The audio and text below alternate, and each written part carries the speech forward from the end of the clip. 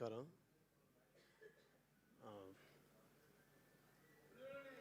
Almost ఇది ఒక silver Jubilee నాకు. నేను వచ్చి 25 ఏళ్ళు అయిపోయింది. ఇప్పుడు వెళ్ళి సగర్వంగా చెప్పుకోవచ్చు మా నాన్నకి, నాన్న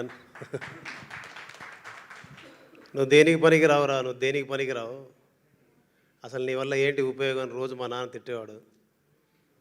నాన్న ఇక్కడ నిలబడ్డాను, నా ముందు అనిల్ గారు ఉన్నారు, వెనక చిరంజీవి గారు ఉన్నారు, మధ్యలో నేను ఉన్నాను. ఇది ఒక మాటతోనో చేసిన కొన్ని పాటలతోనో చెప్పుకునేది కాదు. అండ్ సార్, మీరు నన్ను ఎందుకు నమ్ముతారో తెలియదు, నన్ను ఎందుకు నమ్మి ఇక్కడ దాకా తీసుకొస్తారో తెలియదు, నన్ను ఎందుకు భుజాల మీద ఎత్తుకుంటారో తెలియదు.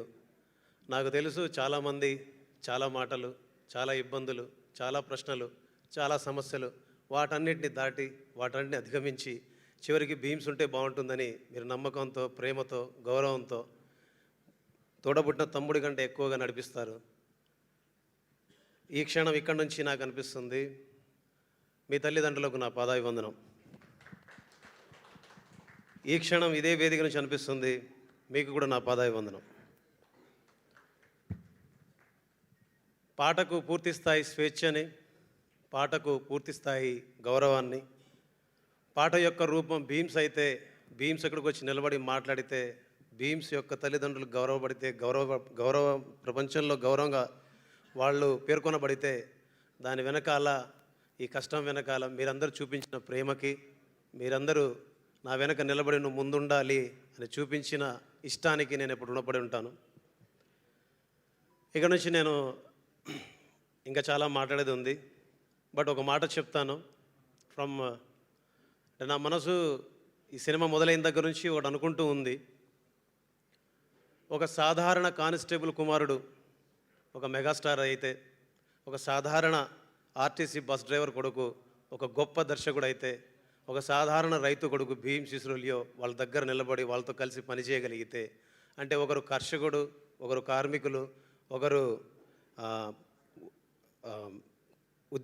గవర్నమెంట్ ఉద్యోగం చేసే వ్యక్తి, సో ఒక రక్షకుడు, రైట్ వర్డ్, ఒకరు రక్షకులు, ఒకరు కర్షకులు, ఒకరు కార్మికులు, ఇలాగా ఇది నాకు అనిపిస్తుంది, ఇదొక త్రివేణి సంగమం జరిగిందేమో ఇక్కడ అని అనిపించింది నాకు.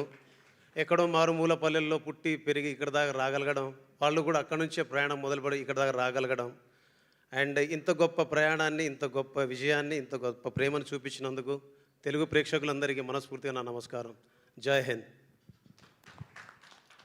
సార్, మీ పాటలకి, మీ స్పీచ్లకి అసలు పొంతనే ఉండదు సార్. మొత్తం ఇంత అక్కడేమో మొత్తం ఉక్కు స్టెప్ అని మొత్తం రఫ్ ఆడించారు, ఇక్కడేమో ఫిలాసఫీ చెప్తున్నారు. Thank you both sides of Bheems గారు, థ్యాంక్ యూ అండి.